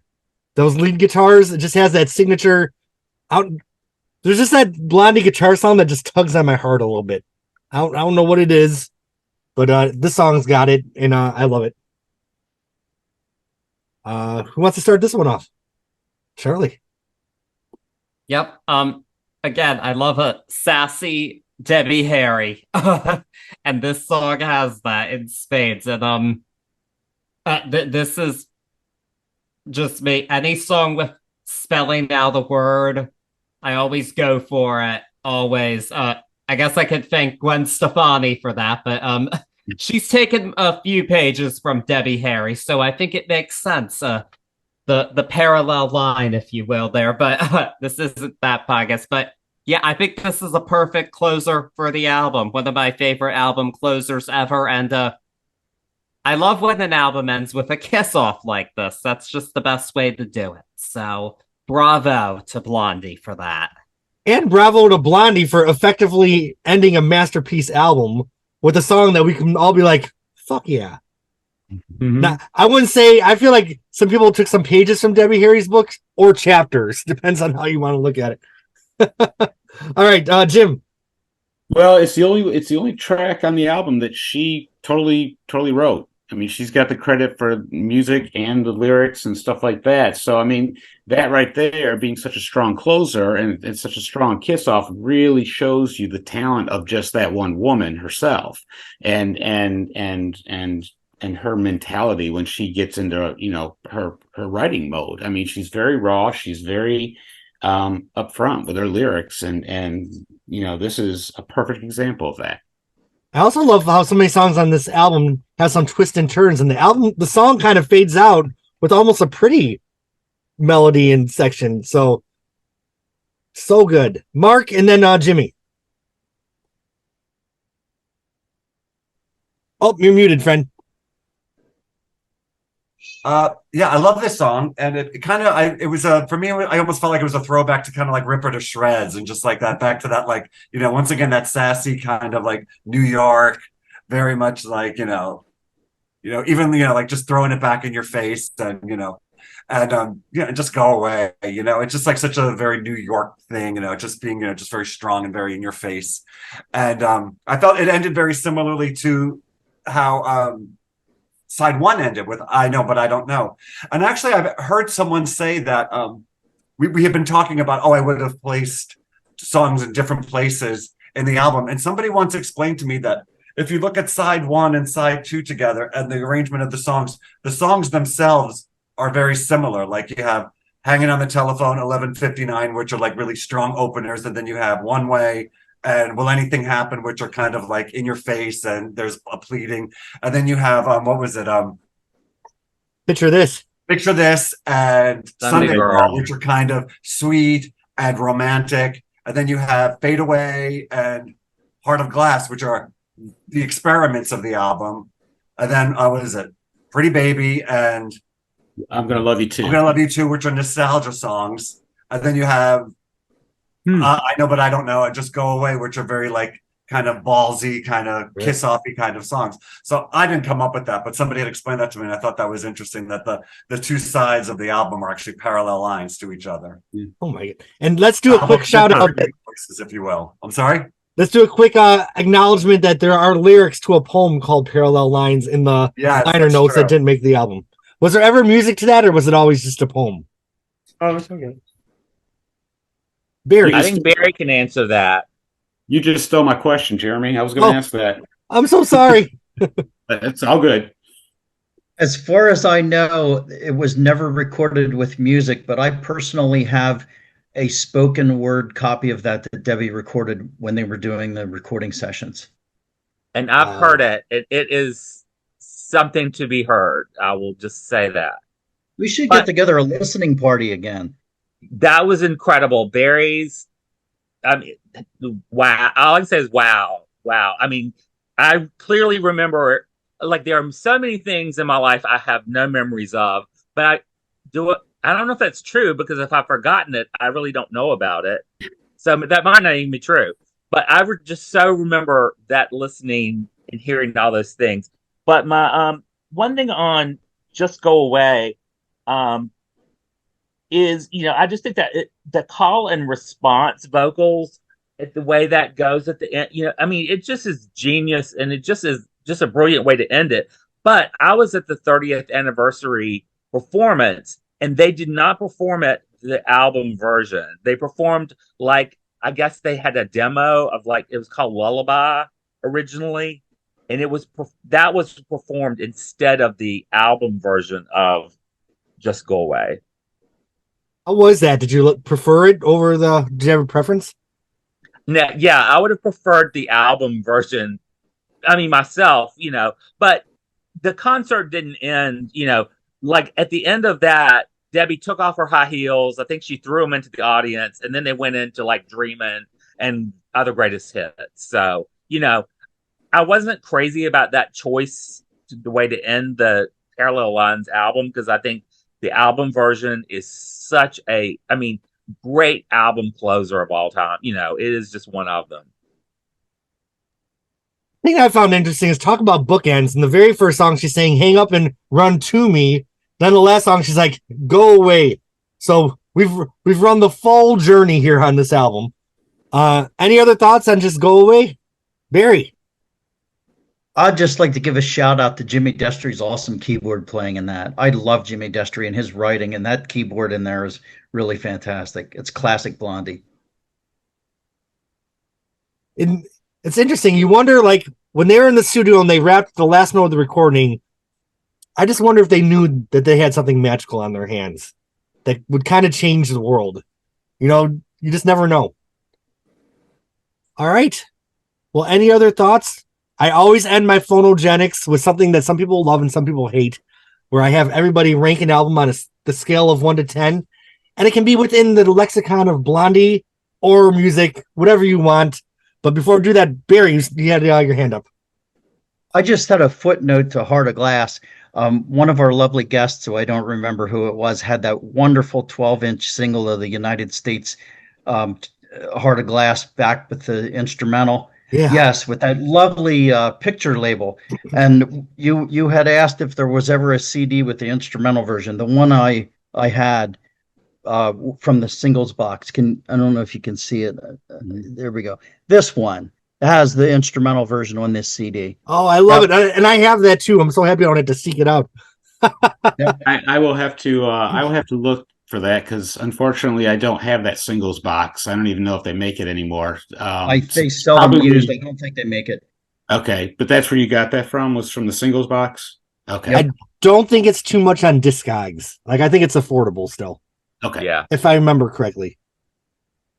All right. Well, let's go around the circle on a scale of 1. Is there anybody here that doesn't rate Parallel Lines 10? Okay. I'm going to give everyone their moment in the sun, though.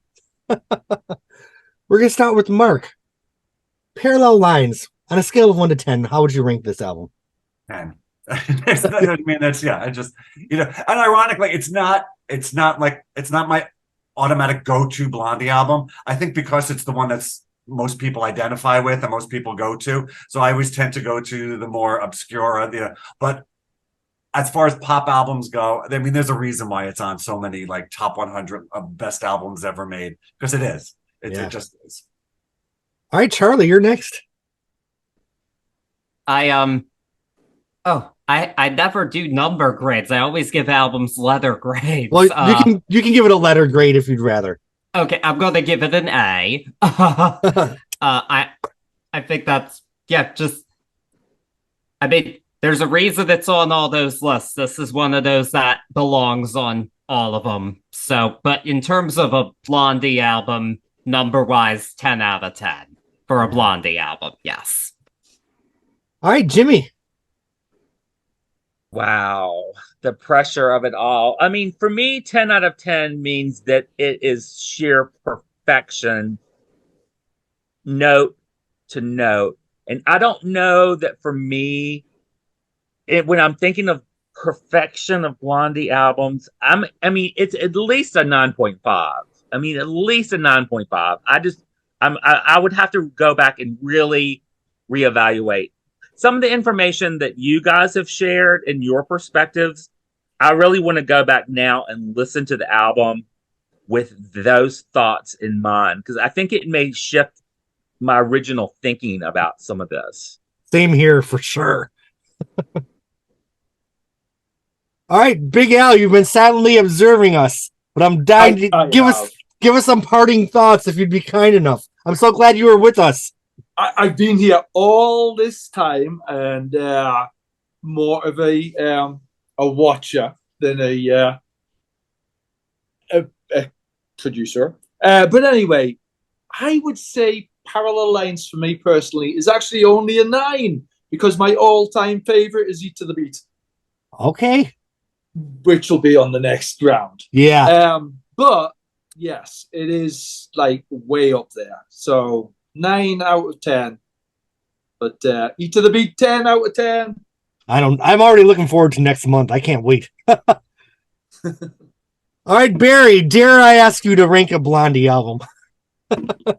It's as good as it could possibly be for me. It's my favorite album of all time. And it's so successful that there were enough platinum awards given to the band members that I have Chris Stein's here in my own home. Oh, yes. I'll have to show it to you sometime. Yes, please. Oh, my God. Come out and visit, or we'll meet in New York. Oh, hell yeah. I already feel connected to y'all. I hope you don't mind being stuck with me, because this has been so awesome. Especially when I was like, I don't know if this is going to happen.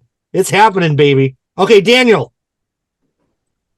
I am actually kind of in the Jimmy camp. I would probably give it a 9.5. I think it's like, it is one of my favorite albums, but Eat to the Beat, I probably like just a teensy little bit more.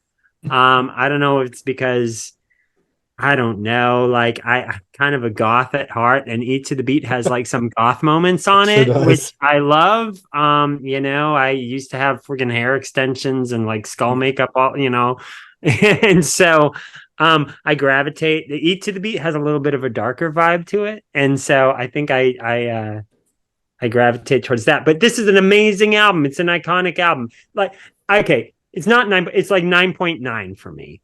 I love it. Eat to the Beat is a 10. Okay, so I love that. All right, Jim. So Daniel, you'll like to hear that. I think the new album has kind of got a little bit of a darker tone to it as well, from what I've heard from a few people.